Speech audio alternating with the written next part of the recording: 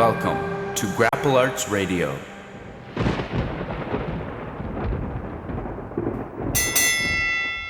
Hello everybody, Stephan Kesting from GrappleArts.com here.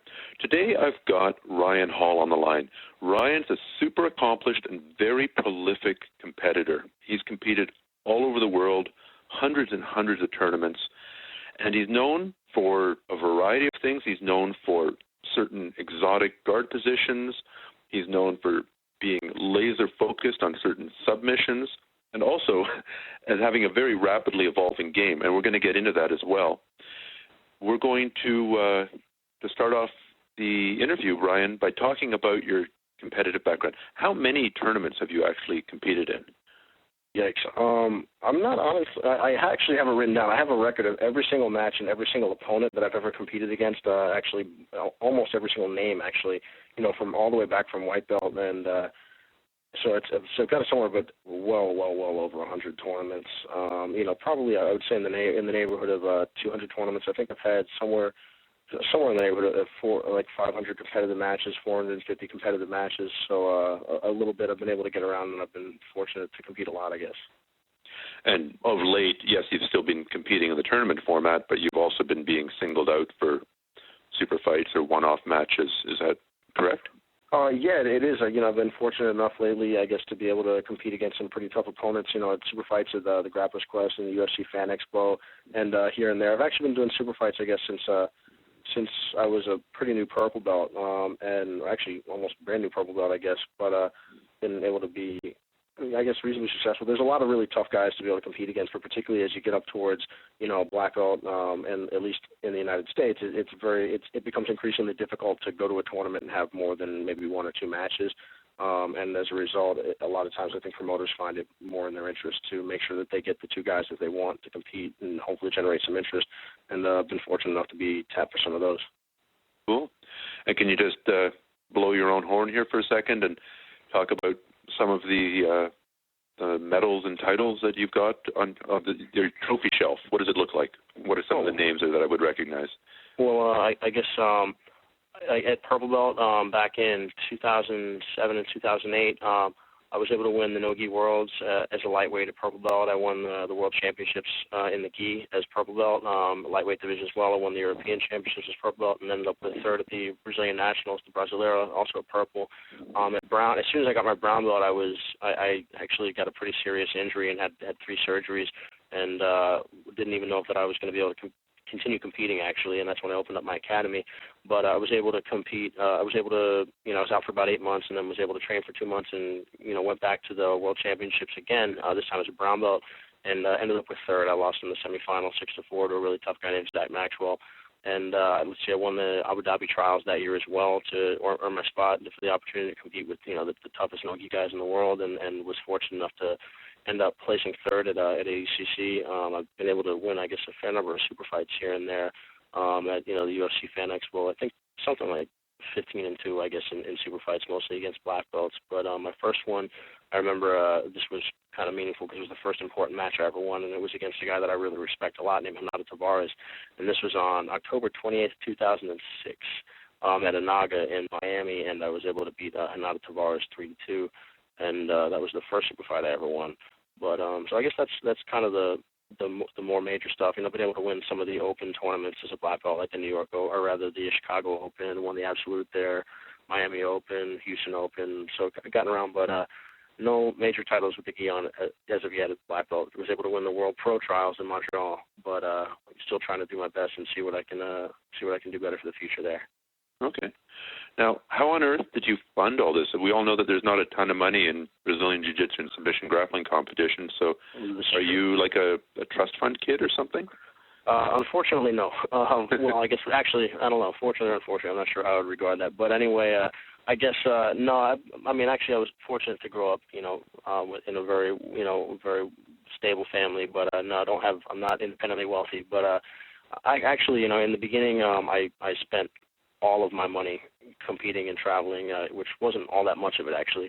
When I started Jiu-Jitsu, I was doing tournaments every weekend, and I remember I made a bunch of money working at a grocery store when I was in senior year of high school, and then took all of that money and spent it on Jiu-Jitsu, and then dropped out of college, which I don't know that I recommend to other people, but was able to continue competing, spend all my money there, and then eventually when I was training with Team Lloyd Urban, I was competing for them, and then now that I have my own academy and I'm able to support myself, but basically there's not a lot of money in jiu-jitsu, and anyone who tells you different is either A, onto something that I know nothing about, or B, not entirely honest, but you really can get around on the cheap if you do. I used to referee for Grapplers Quest, for Naga, and I had, as a result, had the opportunity to compete all over the place, stay with friends here and there, compete as much as possible. So it sounds a little bit more expensive than it is, unless you want to talk about going to, say, for instance, Europe or Brazil, in which case it starts to get a little pricey.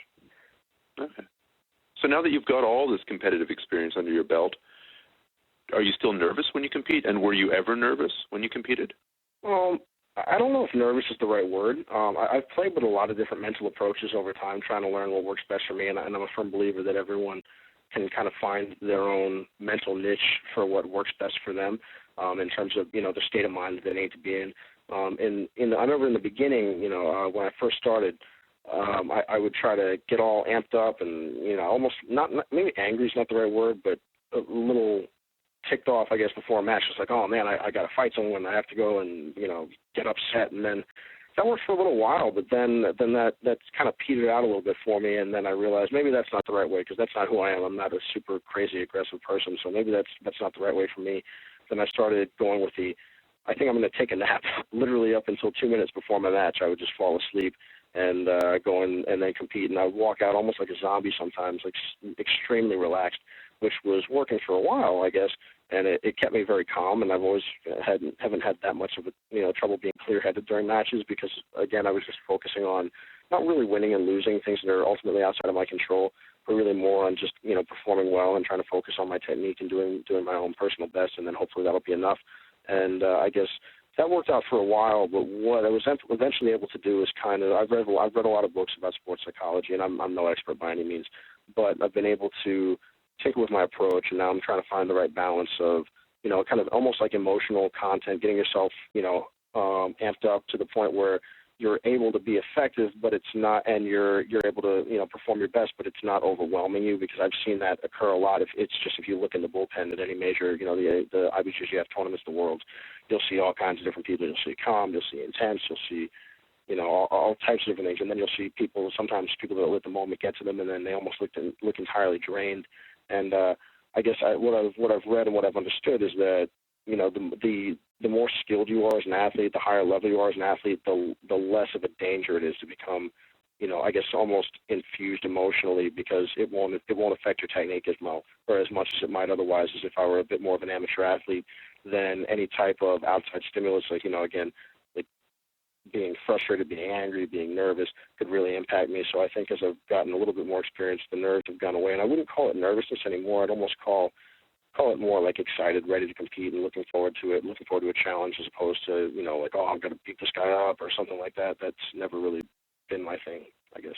The sports psychology books that I've read on that, they talk about the optimal state of arousal, which is perhaps a poor choice of words in our context, but is that what you're talking about? That's actually exactly what I was talking about, and that's the specific phrase, I think. And I think that the optimal state of arousal, as I've been able to understand it, is actually not only different for every person, but highly different for every sport. Whereas, say, for instance, you're a lineman in football, a lineman would want to be at an entirely different mental state than, say, for instance, the quarterback.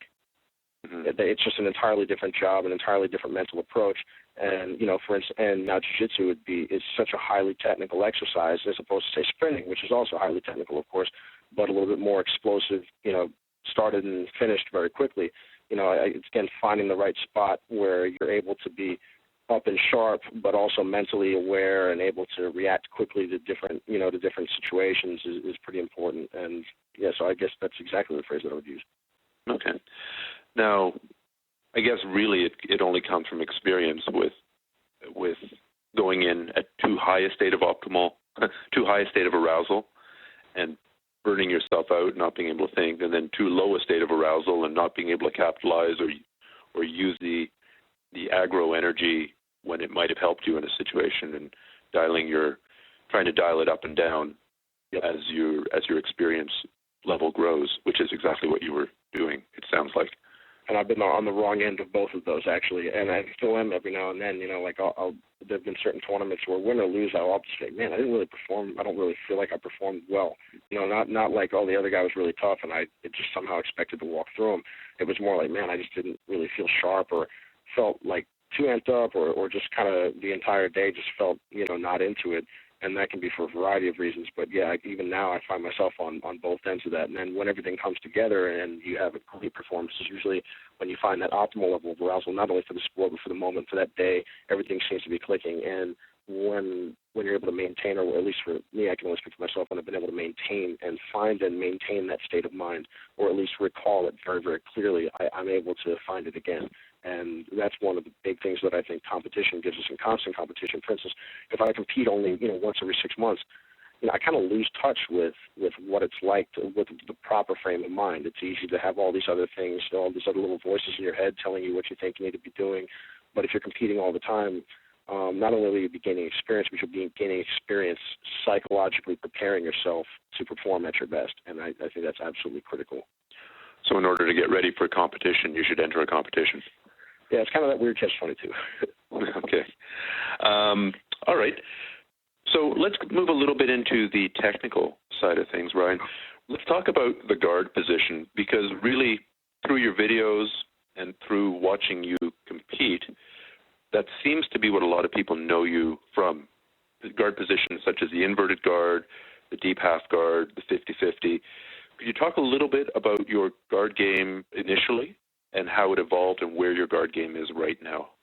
Sure. Well, initially, all I played was the closed guard. I remember when I was a white belt, I think I won my last 16 matches as a white belt by submission, all from triangles and arm locks. And it was, get the closed guard and then go. And closed guard felt like a comfortable place for me, because even against stronger players, like stronger, not only physically stronger, but, more skilled, more technical, more experienced, I said, man, if I get myself to the closed guard, I can at least hold on to them now. And when I say that, I it wasn't until I was partway through purple belt that I actually experienced training with an elite level player, like a really elite level player, and that was Bruno Frazado. So there would be guys that I would train with that, even though they were more experienced, maybe they were a little bit more recreational. So, I would get to close guard and feel great, whereas I'm sure that when I was a white or blue, if I'd have been close guard against Bruno Frazado, that would have lasted for about 4 seconds. But it started out with the closed guard, and then eventually I was like, man, people are kind of getting wise to this. When I was a blue belt, not only in training but in competition, I was competing so often that people started to pay attention a little bit. Not that I was anybody, just that they were paying attention because there was only one thing that I was really doing. And what I started doing eventually there was I would start to go upside down, because I found out that I was kind of hyper flexible in a few ranges of motion, and I know very little about flexibility, by the way. That was just happened to discover that. And I didn't mind being upside down, didn't mind being compressed by really big people, and I would go upside down, and then I would shoot a triangle at them, and I would either A, hit the triangle, or B, if I missed the triangle and they postured up, I would land myself in close guard, get me back to my area of comfort.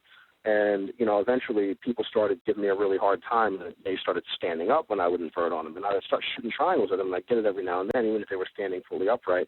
But against the better guys, against the more experienced guys, that was really tough. So the natural progression was kind of weaving. When they would stand all the way up, I would kind of weave my leg through theirs and then end up in 50-50 and start to get after them with footlocks. I really didn't start sweeping anyone until three-quarters of the way, through purple belt. I think I had something like 120, 130 matches as a blue belt. I couldn't have scored more than 20 or 30 points throughout the entire course of that. And if any time I scored, it was mostly accidental. And most of your wins came from triangle, is that correct? Most of them came from triangle, and I think up until brown belt, I had a fair number of wins, and I think something in the order of like 98% of them were by submission. Not simply because I was going after submission, because I literally didn't try to do anything positional, which I don't think was ideal, and I don't really blame that on anyone. It's just that was kind of what I was doing at the time, and it was working fairly well. And because I got to purple belt relatively quickly, and I was a purple belt for a pretty short time.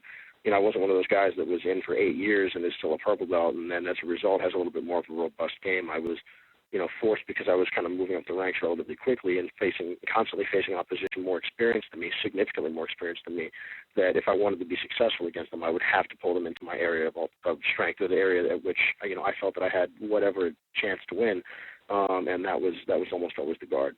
And basically, when I started working with one of my first coaches, one of the first coaches that made a really big impact on me, that was Danny Ives. He started getting me working on the half guard because that was one of his most comfortable positions. I started to develop the half, and that really didn't kind of flesh out until most of the way through purple belt, but actually ended up being pretty important for me because I was able to, I won the finals of the World Championships for the half guard sweep to the back, and for purple belt, not for anything else, but started to really work on that, and then around brown belt, really the half guard started to develop significantly more.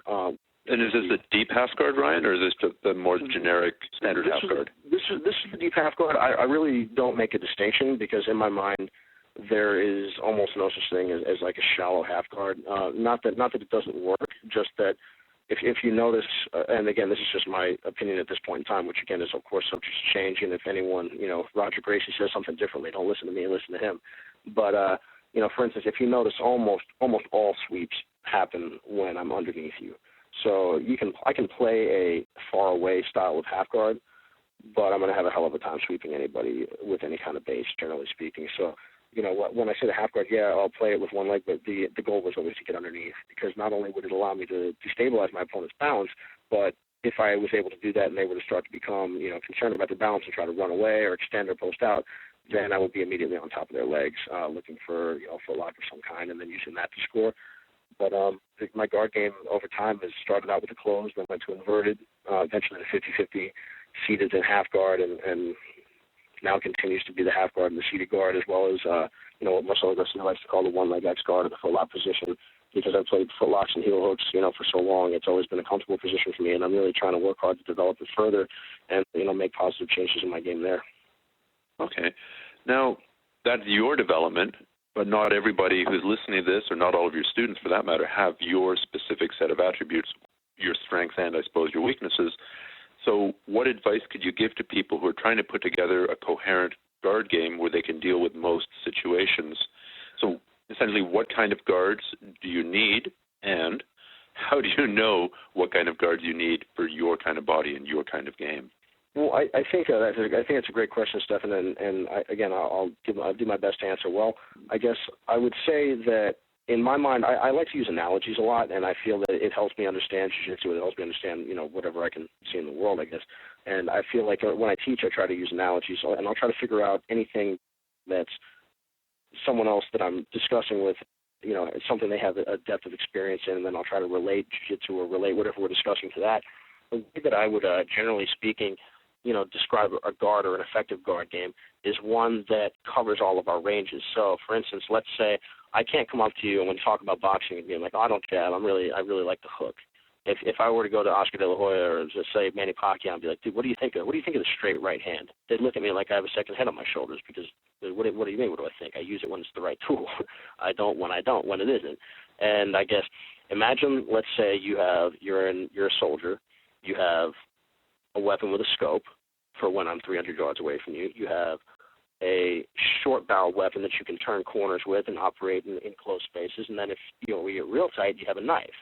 And let's say even that goes away, then you have your hand. So the way that I would describe an effective guard game as I understand it is basically I need to be able to address each range. You may be far from me, you may be very, very close to me, and you may be kind of at a mid-range. So I feel like a lot of times what people will do is they'll start to develop one guard. But let's say, like a blue belt or a purple belt that I find has like, man, this guy's got a really tough half guard. If I can stay at a range where they're not able to employ their tool, or their favorite tool at the very least, they're going to have a hell of a time. For instance, there's all kinds of different passes. I can pass you close, I can pass you far, I can pass you with motion, I can pass you with pressure. Each one there's an appropriate tool for the time, I guess, in the way that I would describe Jiu-Jitsu is Jiu-Jitsu is not a hammer, Jiu-Jitsu is a toolbox. And you're going to use the appropriate tool to deal with me, let's say lanky and flexible guy, and there would be an entirely different tool that would be appropriate for dealing with someone, let's say, all skill aside, obviously he has significantly more skill than I do, but let's say Marcelo Garcia, who is a little shorter and stockier, just because there are things that physically I can do that he can't, and physically things that he can do that I can't. And as a result, you should approach us differently, regardless of our specific games and of our skill levels. And I guess that I would say like a half guard has always been useful for me because I can handle the situation when the guy's very, very close. The 50-50 is even closer than that, so I like that as well. I like to have a mid-range style of guard like the De La Hiva And then when you start to move away from me, I'll come to my seated guard. Or let's say, for instance, I were Michael Lange, maybe that would be the spider guard. But you notice that people don't attempt to employ a hammer when a screwdriver is the proper tool. If I'm attempting to develop my guard, I need to be effective from range A, B, and C.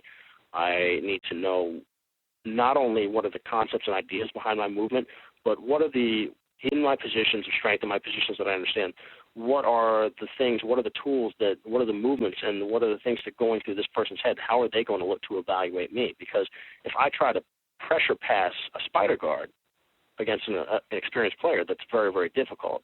If I try to, run around your seated guard without getting you out of position, again, that can be very, very difficult. So I feel like in the lower levels of jiu-jitsu and the more beginner levels, like white, blue, purple, things like that, there's all kinds of things that work or feel like they work because the other player is, has gaps in their game. Like I know there were all kinds of things that worked on me when I was, white or blue or purple or brown, or even still work now that I know won't work in the future. And there was all kinds of things that I was able to get away with, or I'm even still able to get away with on a certain level of black belt, but then you go and you want to talk about the elite level guys, you're like, all right, well, there's not 5 valid moves here. Maybe there's only 1. There's only 2. And it's difficult to see that sometimes if you're not constantly faced with problems of that nature, problems of that level. So I would say try to develop a distance guard, try to develop something for when the guy tries to run around you, try to develop something when they're trying to crush you, and know how to utilize your guard and transition between them. And then it should grow organically on its own. Most of the guys that are traditionally half guard players tend to be a little stockier, except for, let's say, Lucas Letch, who uses his half guard extremely well and has, I guess kind of a similar build to him. I find, for instance, because I'm taller and skinnier, it's more difficult for me to get underneath people because there's more person to fit in there. But once I get underneath you, I'm able to stretch the person out very effectively. Whereas, let's say, I don't have a good butterfly guard, but like a guy like Marcelo Garcia, aside from the fact that, again, he has far more skill in that position than I do, I feel like it fits his body type particularly well, the way he plays his butterfly guard. But look at Leo Santos from Novo União back in the day, who, again, had an incredible butterfly guard, incredible, maybe the best ever. And he's taller than I am and lankier, so he was able to make it work. It's just where I can't always necessarily look at an elite level player or someone and say, I want to do exactly what this guy's doing. Because there's all types of factors like you described before, physical factors, height, width, strength, flexibility that make moves fit me or not fit me, and also fit me or not fit me based on my opponent at the time. So again, I guess it's difficult to give concrete advice, but the idea is you should need to game plan, you need to understand what are the possibilities and try to have an answer for most of the situations. Now, prior to this interview, Ryan, I sent out an email my newsletter list, and I asked them if they had any questions for you, and I'm trying to cleverly weave them in as best as I can because there were hundreds of questions. One of the questions that came up fairly often is the types of guard that you are most known for, say the deep half and say the 50-50, how would those be modified, and are there modifications that you can do to make them work in a mixed martial arts context or in a self-defense context? You don't do MMA, I don't think, but you must have thoughts on the subject. Well, I honestly always get a bit of a chuckle out of that one because I don't fight MMA professionally at this point, although I'd like to try in the future. And again, I can only speak from my experience, and obviously I'm not in the UFC, I'm not fighting at the top level or anything like that. But again, I hope to learn and hopefully one day get to that level if possible, if I'm able. But I've used the half guard, I've trained MMA with a lot of very, very, very, very, very good MMA guys. And when I've been able to keep it in my area of strength, of jiu-jitsu relative to them, area of strength relative to them, I've been able to make all kinds of things work. Again, punches or no punches. The idea I can't sit there and hang out, but I always thought it was funny, like every now and then I'll hear like, oh, I would just punch you in the face in the 50-50. I'm like, oh, I'm not so sure about that. Your knee might not be functioning at the end of that punch, or the sweep. But there's all kinds of things. It's because in my mind, jiu-jitsu is not a move. It's how to move. It's like, like my wrestling coach isn't better than me because he knows the single leg better. It's just any time that I start hand fighting, I'm like, holy crap, I'm completely off balance. The second that I start to engage with this person, it gets really, really rough. Oscar De La Hoya is not a better boxer than me simply because he's jabbed more. He has an understanding of movement and timing that I would be lucky if I had a lifetime to practice if I could get to that level. And there's no move that I can practice or drill that's going to get me to that level of ability. And I guess, I think a lot of times what will end up happening for jiu-jitsu guys who are of some repute is, they'll get thrown in over their heads because they have shitty management. It's ridiculous.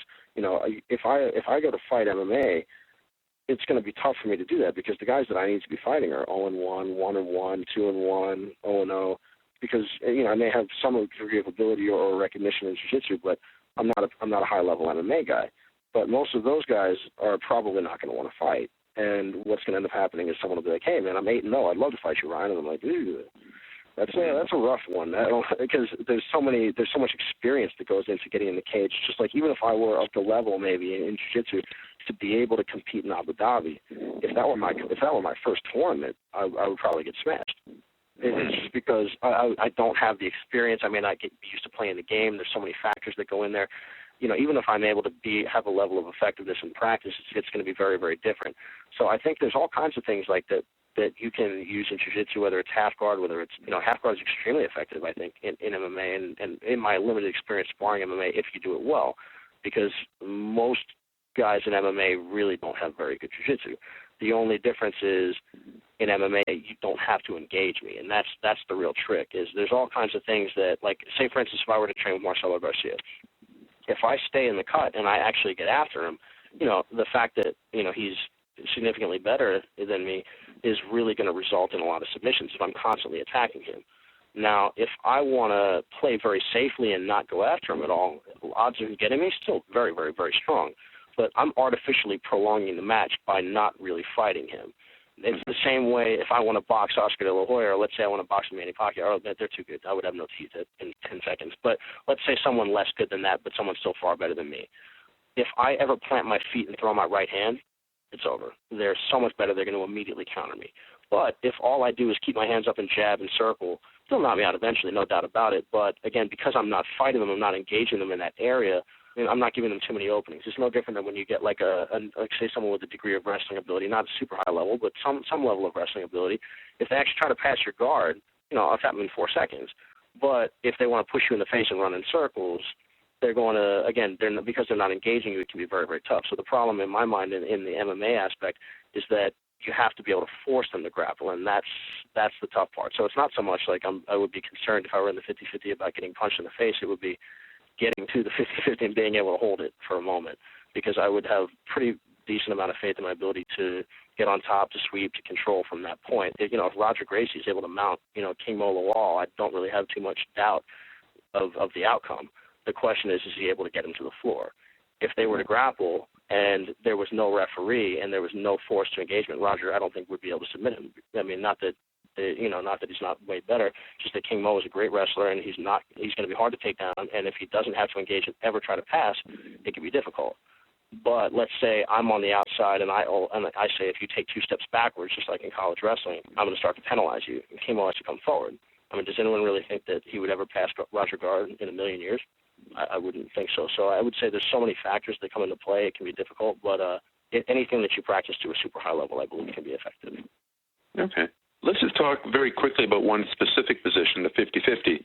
And I've seen bits and pieces of your DVD series on the 50-50, and it was mostly without the gi. And without the gi, you concentrate quite heavily on things like the heel hook, the reverse heel hook, and the whole footlock game.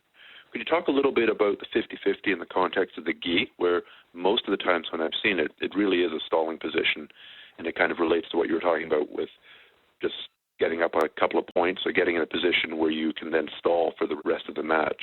Yeah, I guess if for whatever small role I've had in popularizing the 50-50, I'd like to apologize to the grappling world, because it is hideous to watch matches where people just lax themselves in there and refuse to move. It's absolutely awful. And it is everything that people complain about it being, Not without the gi. I mean, without the gi, and if you allow leg locks. This is true. It's much more difficult for me to stall on you if every single time I make one false move, you can leg lock me. I have no doubt about that. I think, the IBJJF rules about knee reaping and whatnot are absolutely, silly. And I've reaped a lot of knees before, and I've never hurt anyone with it. I've had my knee reaped many, many times, and when they cross that magical line on my hip with their foot, mercifully my ACL didn't explode. But, although still holding breath in anticipation. But, One day we'll have a special podcast, just people bitching about the leg lock rules, It's the most asinine thing in the world. Yeah. But anyway, with the as far as stalling with the gi on, I guess it's frustrating because with the gi on you can latch on to me in such a way that it can be difficult to move, and then it's difficult to perceive who is exactly doing the stalling. I mean, in my mind, Jiu-Jitsu needs a better stalling call in general. And, I mean, the 50-50 is kind of the vogue position at the moment, for, stalling and doing nothing. And I think that a big part, something that might go a long way towards fixing that is stop giving points for a sweep when I just rock my way up to the top. That doesn't do anything. If I don't disengage myself from the position, then I don't believe that I should be given points, because otherwise there's no incentive to do it. Like if you look at some of the elite guys who are incredible with the 50-50, it's not as if they can't sweep. It's that there's no incentive to do it. And at the end of the day, people, say for instance, a tournament like the World Championships, not only are you going to have the best players, generally speaking, so that means you're going to have the least skill disparity when you start to get towards the quarterfinals and whatnot. So much is on the line, like big money or anything like that. But, it's the biggest prize in all of gi jiu-jitsu. So much is on the line, people don't want to lose. So if my ultimate goal is winning and I get points every single time I pretend to try to pass your guard or I pretend to try to sweep you, I'm rewarded for that. But let's say I have a match with you, and I get myself to the 50-50. I'm like, yeah, I'm going to have a heck of a time tapping you, because every single time I go for the toe hold, you're going to go for the toe hold, and we're going to stare at each other, and we're going to both make faces and kind of pretend like we're trying to finish, and that's mostly taking time. But then I'm able to somehow get on top. I'm like, all right, sweet. Well, if I disengage from the 50-50, you might, I don't know, take my back, pass, score, who knows, man. I'm like, oh, crap, I could lose. But if I just hold Stephan here for God knows how long of this, unbearable-to-watch match, there's a good chance that maybe I'll be able to, ride it out. Or maybe I'll ride it out by advantage, maybe the 2 points, maybe you sweep me back, but then I was on top for some measure of time and I get the referee's decision, or maybe I don't get the referee's decision, I pitch a fit, like, I don't know, like my dog just got ran over, which, again, I also think is kind of silly. But there's no incentive, because if I'm in the 50-50, you can't take my back. You can't pass my guard. It's impossible. It has nothing to do with skill. I couldn't pass yours or take your back either. The only way any of this can occur is if we leave the position. But usually what ends up happening is one guy feels he has some minor edge in this position over the other guy, or he gets an advantage for going for the toe hold or the straight foot lock, and then it just turns into the most hideous thing in the world. So I wish they would give a stalling call. And if you want to talk about making jiu-jitsu more effective for MMA, they should give a point for escapes, for getting up off of the ground, because the onus should be on me to hold you on the ground. Because if, let's say, I fight Manny Pacquiao, if we stay on the feet for any length of time, I will be headless. So I have to get him down. And once I get him down, my number one concern is not submit him. It's, Jesus H. Christ, make sure he doesn't get back up, because that'll be the end of me. So in wrestling, I think they're so effective because, again, they give points for me escaping from the bottom to get back to my feet. I think that's critical. And then, again, that stalling call would be nice. And again, there's downsides to it, because if there's a stalling call every 4 seconds, it turns it into a hyper explosive athletic sport, which I think is great in some regards, but it really, really, narrows down the ways. Like, it's very, very hard. People who can compete in it, and you're going to start having injury rates go through the roof too. No doubt about it. And you're not going to see little guys beating big guys in a sport where I have to move every 4 seconds. It's just not realistic. And maybe that's the way that it needs to be. I'm not sure. I'm not saying what's better or worse, but I prefer to see the current state of things change a little bit, stalling call-wise, and absolutely with the 50-50, because I try not to stall from there, and I don't stall from there, actually, because just on principle, I would not do that, and I'd rather lose than do that. But, it's atrocious, and I apologize for that. You heard it here first, people. Okay, let's move on to another technical area that you're particularly known for, and that's the triangle choke. You've finished an ungodly number of people with a triangle choke, especially early in your game. So can you, first of all, what are your top 3 tips for getting and finishing triangle chokes, just for people out there who are working on it, who are at the level that you were at when you were a white belt and had just started having some success with this submission? Well, I guess the big things that I would say are creating a favorable angle, so that ideally you want to face me when I'm not facing you. It always, any time that I run head-to-head with you, my attributes are lining up against yours, and I'm having to hope that I'm stronger, faster, more flexible. I have some sort of physical edge over you, that's going to allow me to be successful. Now, again, in the context of a competition, if that's where my edge lies, then you know what, I'm going to press that advantage because the goal is to win. Well, at least as you evolve in your career, by the way, and anyone who's listening, the goal is not just to win in a competition. For instance, let's say I go to a tournament that's tough, like a Grappler's Quest or something else. I've won it like literally 20 times, or something like that, and the goal is no longer to win. The goal is now to improve. For instance, when Roger Gracie comes to the World Championships, I have the sneaking suspicion he's gotten gold so many times, it's no longer about winning. It's about the quality of his win. It's about what he's doing. Is he fighting jiu-jitsu the way that he wants to fight it? And that's why I think you'll see him playing judo with people and whatnot, when obviously that's not, he's great at it, but it's not the strength of his game. So early in your career, you'll feel like you want to win every single match, any kind of way. But now it's like, all right, I want to win in a specific way. I want to win with good jiu-jitsu. I want to win with positional control. I want to make sure that I'm not abusing any physical advantages I have over these people, or maybe abusing any experience advantage. And I think that'll go a long way towards making sure that you don't plateau, as you compete. Which I know that has been a problem for a lot of people, and a problem for me as well from time to time. But I would say, getting off to a favorable angle where, again, if you're facing me and I'm not facing you, I could be, let's say, an 8 out of 10 in terms of strength and athleticism and explosiveness, so you could be a 4 out of 10. But once you start to get out of my, kind of direct line of sight, straight in front of me and a little bit more off to the side, I'm no longer have that physical advantage over you. So you're going to, 1, be able to kind of bully me from there, or 2, I'm going to try to square back up to you, and that's going to make me predictable. So either A, the status quo will remain and you'll win, or B, I'm predictable and you'll probably win anyway. So by creating an angle, just let me make sure I understand what you're talking about. You're talking about bringing your head towards the arm that is not trapped by your legs. Bring your head towards his knee on that side of the body so that... Well, I guess I would agree with that, Stephan, but I would also say, I guess I didn't clarify, and I apologize. I was thinking in terms of the setup for the triangle. I guess basically imagine you were holding me at gunpoint and you were circling around me. You would keep yourself square to me the entire time. Even as I stay, imagine my feet are frozen in concrete and I can't move. You would still keep me dead in your sights as you circled around me. With your head facing as if you were walking around the center point of the circle. It'd almost be like you're slide stepping.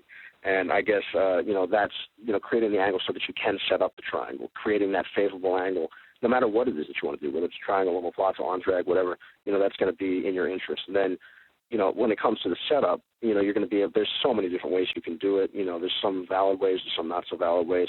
But, that's been one of the reasons that I've been critical of, for instance, like the rubber guard in the past or things like that, not because I feel that there's no value, but because it squares me up to you and I have to have an attribute advantage in order to be routinely successful against a skilled opponent there. But as soon as we get our angle and we're able to set the triangle up, then immediately I'm thinking posture control. More than anything else, I want to bend your spine because it makes you physically weak. Again, that's another one of those. If imagine doing a bench press and then all right, and I'm able to lift whatever it is. I'm able to lift X, whatever it is I'm capable of. And then you say, all right, Ryan, now I want you to crunch your neck up and I want you to look to the side. I guarantee you it will be, X divided by 4 or something like that. There's no way that I'm going to be as physically powerful. If I'm able to twist your head around in any fashion whatsoever, you become way less physically powerful, which is absolutely in my interest. It helps me lock the triangle, helps me control you in general, and it also makes it very, very difficult for you to pick me up. Not impossible for you to pick me up. We've also seen Quentin Jackson versus, Hikaru Arona, for instance. But I cut down the number of people who will be able to just rip me up off the ground like I'm a child, and that's very important. It will contribute to your ability to manipulate your opponent's arm. It will contribute to your ability to create an angle, as you were describing, from within the triangle, underhooking either their arm that's not trapped, the free arm, underhooking that, or underhooking the leg. And as far as the triangle goes for mixed martial arts, and again, I'm a jiu-jitsu guy. I'm not a high-level MMA fighter at this point.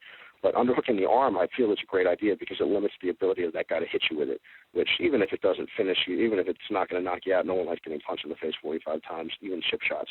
So you're able to get all the way inside of your opponent's defense because you're able to control. You have my arm trapped between your legs and around my neck, but you're able to take your free arm and you're able to go underneath my free arm, which pretty much takes away all of my defense. I have no ability to press you away from me, which is the defense of the triangle. For instance, when you attempt to arm lock me and extend my arm, generally speaking, I want to compress you to prevent you from doing that.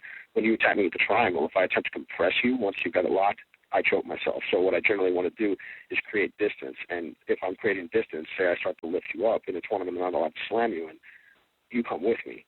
So what I want to do is use my arms in such a way that I'm able to create distance while keeping you in place. And that's obviously not in your interest if you're the triangle choker. So what you're going to be wanting to do is, again, either underhook the leg or better yet, underhook my arm. So all of your weight is hanging from my neck and you're completely inside of my defense. The last thing I would be thinking is, I guess, my opponent's arm position. And sometimes you move the arm, sometimes you don't. But the idea is I'm really concerned more about your shoulder, about rolling your shoulder of your trapped arm into your neck. And I'm able to do that a variety of different ways. Sometimes it makes sense to move their arm across, sometimes it doesn't. But remember, it's not about moving the arm across. We have to understand cause and effect. And that's the real trick. It's really all about the shoulder, and it's really all about covering off that second carotid artery, the one that's not covered by your thigh. And that means you can sometimes move my arm across, sometimes you can close it with your fist, sometimes you're able to compress my arm in such a way where my shoulder just rolls into there on its own. But the idea is focus on that artery, focus on just closing that space in any way that makes sense at the time, and you'll be more successful than if you're a slave to a specific routine, like saying, oh, I always pull the arm across, well, I always do this, because again, every, situation dictates response, and an answer is right or wrong only based on the context of the specific situation at the time. So I'd say it's irresponsible to give advice and say, like, well, I always move the arm this way, or I always move the arm that way. Because you have people with weird builds, you have people with who are super strong, people who have giant shoulders and skinny little necks. One of the purple belts at the gym, a guy named Kenny Savercool, in addition to having Emperor Palpatine-like hands, it looks like he's shooting blue lasers at, blue lightning at Luke Skywalker. And he would argue that, but he would be wrong. If triangling that guy, man, it's like the hardest thing in the freaking world because he's got big, broad shoulders and the skinniest neck you've ever seen. And it's like, what the hell? You'll pull his arm across or do whatever, and there's still just a little gap in there. So, again, if I were trying to pull an arm across, or if I were just doing a technique out of a book or out of a DVD, I'd be like, man, the triangle doesn't work. But if I think all I need to do is close off that carotid artery, how?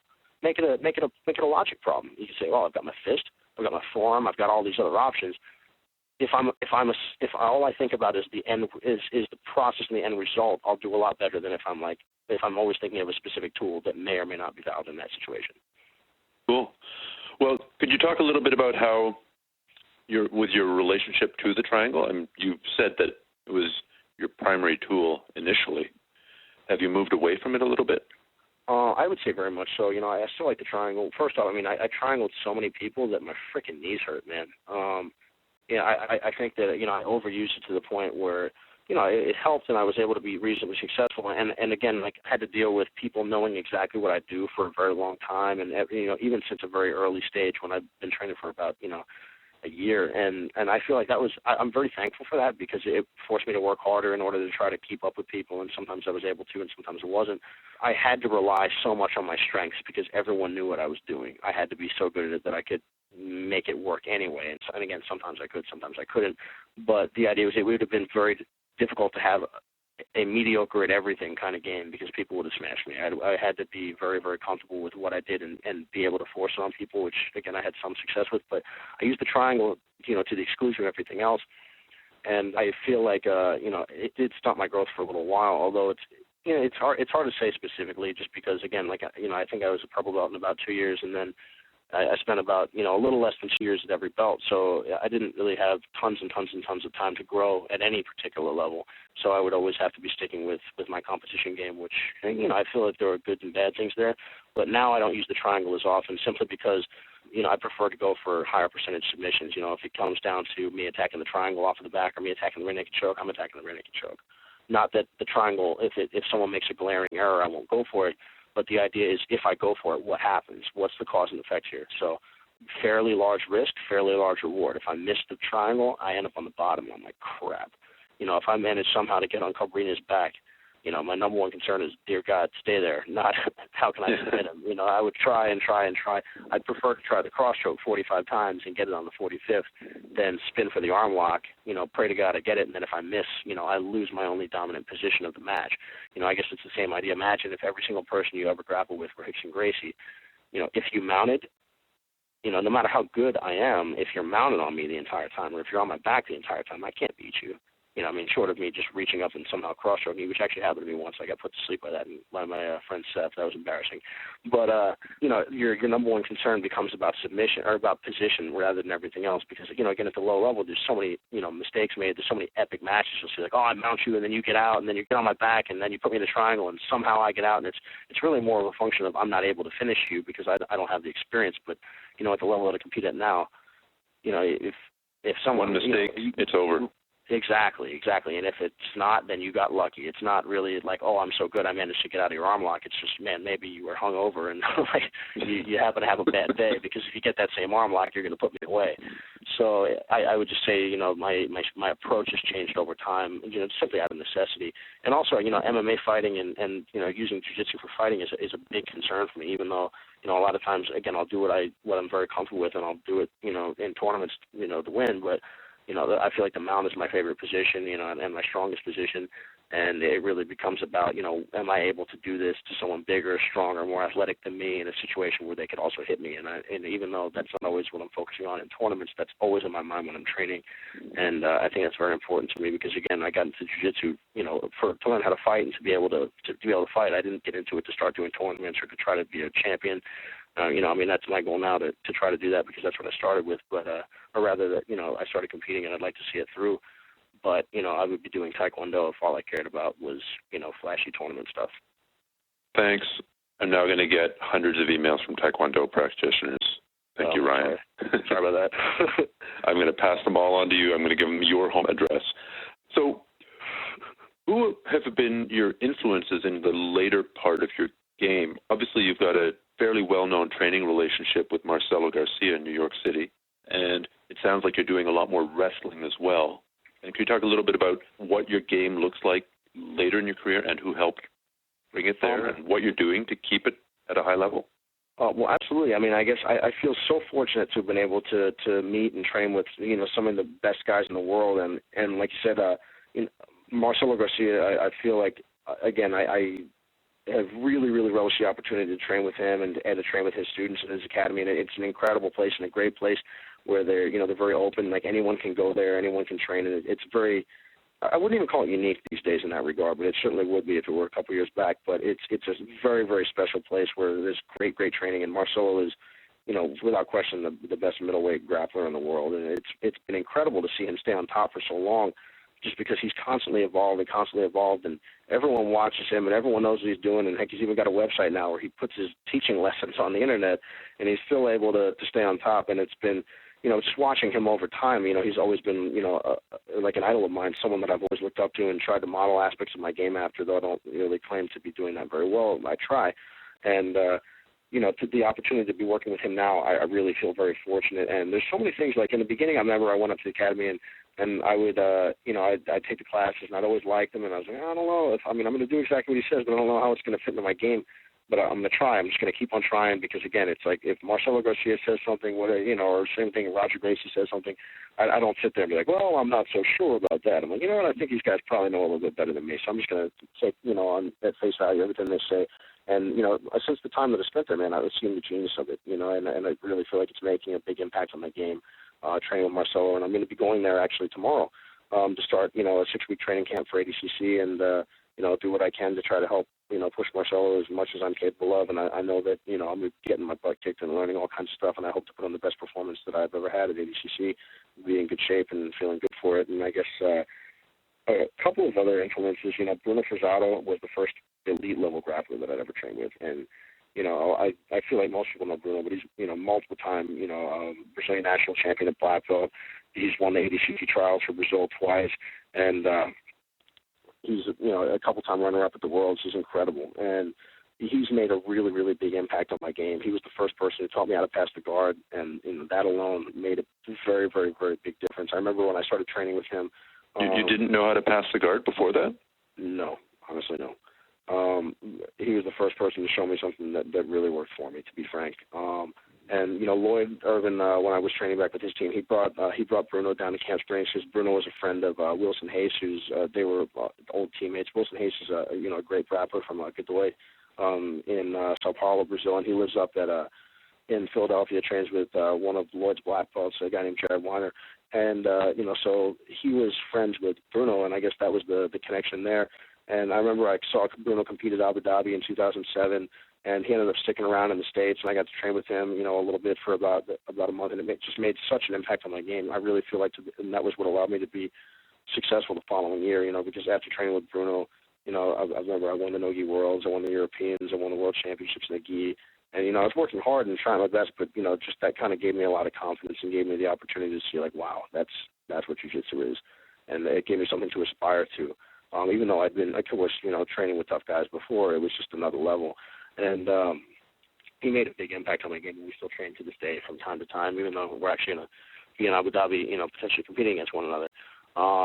Another huge influence on my game, recently has been Murillo Santana, and I think he's one of the most underrated guys in Jiu-Jitsu, man. He's incredible, absolutely incredible. With him, he and Marcelo Garcia beat the crap out of me worse. And there's plenty of people that beat me up, but they're worse than anyone I've ever trained with. Like, it makes me feel like I'm like, yikes, I got to figure this stuff out, because I remember the first time I trained with Murillo, I couldn't decide. I was just walking up to my school in the winter one day, and I forgot that his parents live pretty close to my gym, and he just decided to come by, and I was like, that is either Cuban dictator Fidel Castro or Murillo Santana, elite level grappler, and I'm like, I'm not sure which guy this is.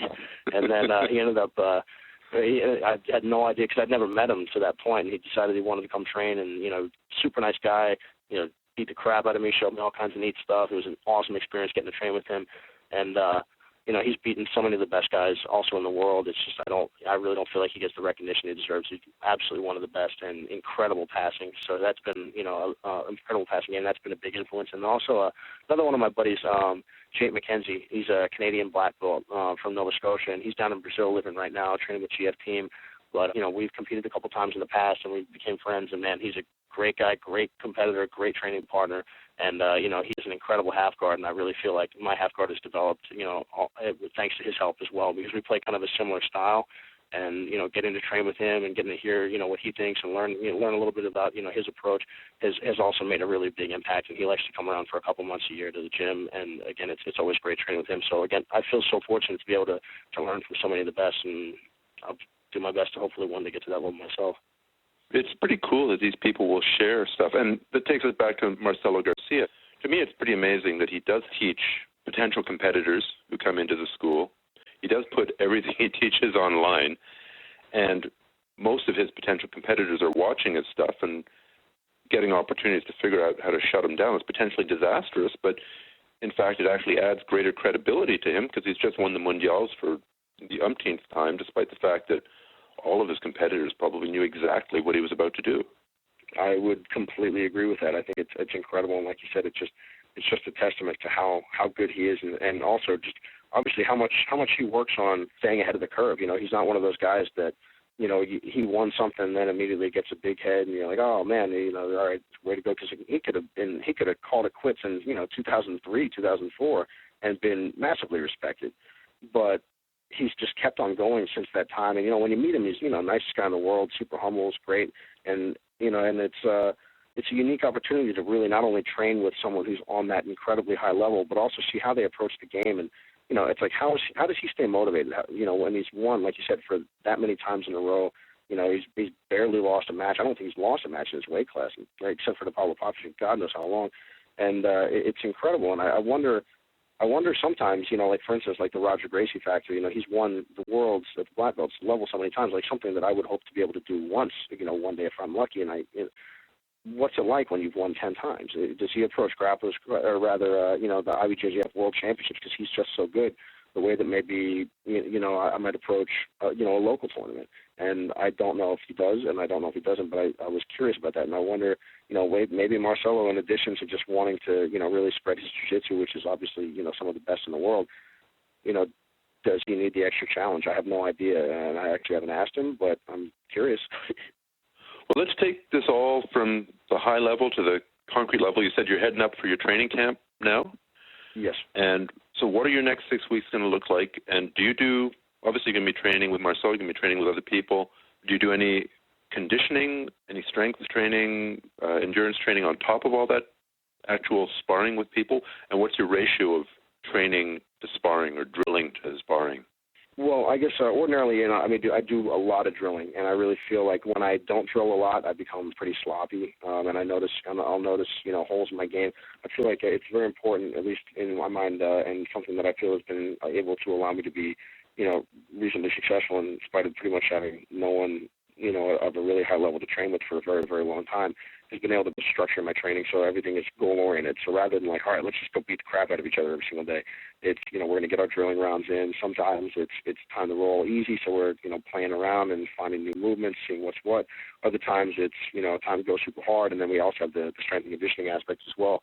But, making sure that each step of your training isn't just random. It's not just thrown together like, oh, we beat the shit out of each other today all the time, because that's what training is. Like if that makes sense in the context of the greater plan, then that's what we do for that day or that week or whatever. But it has to all be, goal-oriented and system-oriented, so that, again, if there's a problem, you get a result you don't like, you can say, all right, where's the hole in the system, rather than if there is no system and I get a result that I don't like, but there's no feedback loop, I'm left curious and wondering as to what the heck to fix. But when it comes to training and conditioning, ordinarily I do a lot. I'll be lifting, 3-4 days a week. I had one of the students at the gym at my academy is a very, very good strength and conditioning coach, and he prepared me for Abu Dhabi last time, and I felt great. It felt stronger than ever before. He helped me for the Worlds in 2009 as well. For this one, obviously I'm going to be doing a lot of conditioning, but I'm not lifting very much simply because we have to weigh in 145 on mat side. Whereas 2 years ago there was a 24-hour delay in the weigh-in, so you weighed in on Friday, you fight on Saturday. And so I could probably walk in at, let's say, 154, cut 9 pounds, get on the scale, be fine, rehydrate, and go. If I lift, I've noticed that I gain weight very quickly and I lose weight very quickly, depending upon how I go. So if I lift and I put on 3-4 pounds over the course of, let's say, the prior couple months, that's really going to become an issue, because I'm not huge for 145, but I'm certainly not tiny either, and I have to be pretty disciplined about my diet. So this time out, there won't be a ton of strength and conditioning, or rather a ton of strength training, but there'll be a great deal of conditioning in addition to whatever Marcelo has planned. And I can't really speak to that because I'm not entirely sure, but I'm sure that it's going to help, and I'll feel better than I ever have before. And, I trust him completely, and I'll be doing whatever he thinks is the best way to go. Very cool. Well, best of luck for that, Ryan. And then we're going to wrap it up now. You've given us a ton of information. If people want to, you do have a school in Arlington, Virginia, so Washington, D.C. area. Yep. And that website for that is 5050bjj.com, I believe, right? 5050bjj.com? Yep, that's correct. And again, I've been really fortunate to have a lot of people come in lately. Actually, one of the guys who's in my weight class at Abu Dhabi just stopped by for a week. David Marinakis, he won the Australian Abu Dhabi qualifier. We were training together this week. Just had Gianni Grippo from Renzo Gracie down. Alex Vamos, he's Joe D'Arcy black belt. One of our buddies, Josh Presley from Nova Scotia, who just got second in the Worlds this year. So we're always having different people come in to train, teach us stuff. Maybe learn a little something themselves. And anyone from anywhere is welcome at any time. We love to train with anybody.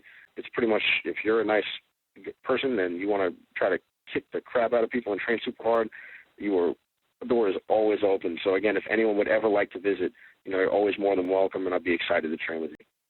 Very cool. And if people are interested in bringing you up for a seminar, not in the middle of your training camp, but before it or after it, they get in touch with you through your website there as well, 5050bjj.com. Is that correct? That's correct. I love to get around, and I do what I can, and I try not to suck if it's a seminar. And if it does suck, you can definitely punch me. Somehow I doubt very, very much that it would suck. But I think seminars@don'tsuck.com. If you want that URL, I think it's probably still available, and you should go and register it right now. I should get on that, actually. I appreciate the heads up. BJJ seminars that don't suck with Ryan Hall. Awesome. Thank you so much, Ryan. Best of luck in your training, and we'll be watching you very carefully. Thanks so much, Stephan. I really appreciate the opportunity to talk to you.